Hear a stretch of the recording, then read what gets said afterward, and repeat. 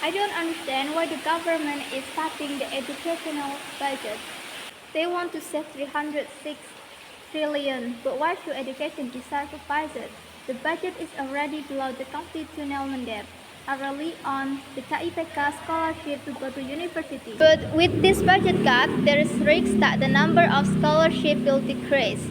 Even though the Minister of Finance says KIPK will still be available. Who can guarantee that everyone who needs it can still get it? Yes, Fatul, I'm worried too. The Operational Assistance Fund for state universities is being cut by 50% from 6 trillion to 3 trillion. This means less for funding universities and students will have to pay more. If tuition fees increase, many students might struggle to afford universities. If this continues, the dropout rate could rise. I plan to work while studying, but if tuition fees go up and scholarship decrease, it will be really difficult. Also, private universities are affected because their funding is being cut by 50%. This will make education even harder to access, especially for students from low-income families. How can the government expect to improve the quality of human resources if access to education is being restricted? Exactly, I depend on scholarship to study, but with this cuts, I'm afraid my chance of getting a scholarship will be lower.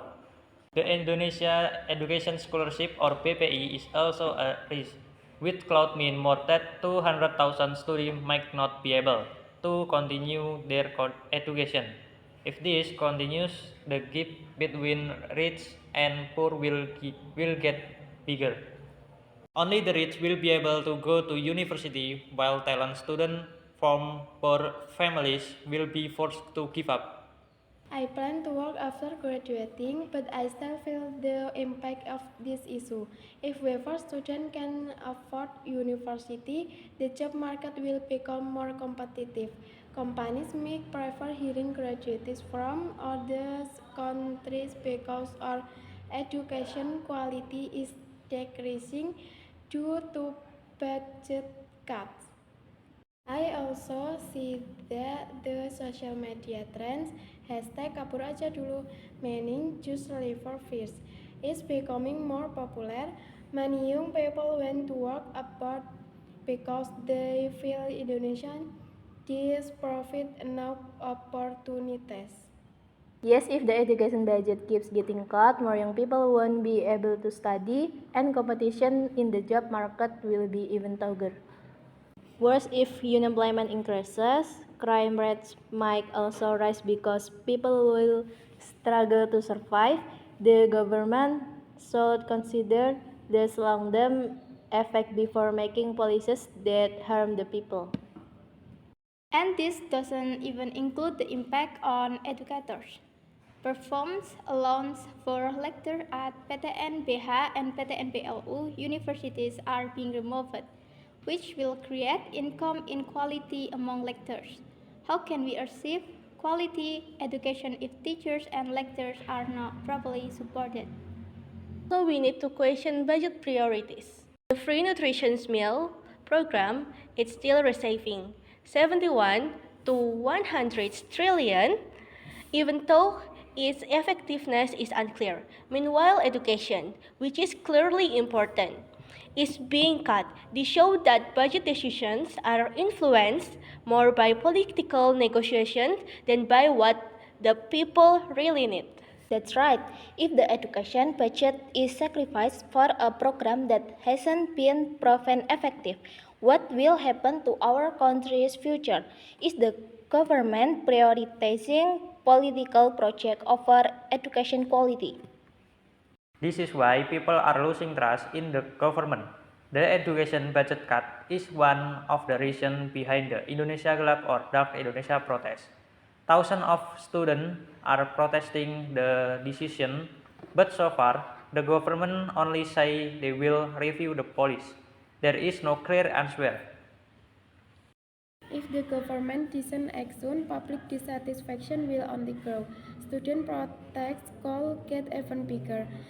President Prabowo is still popular, but if they continue without a solution, public trust in him may start to decline. The question is, do we just stay silent and accept this? Of course not, we need to speak up. We can support student protests that demand fairness for education. We can also express our opinion on social media, cite petition, and hold public discussion to pressure the government into changing this policy.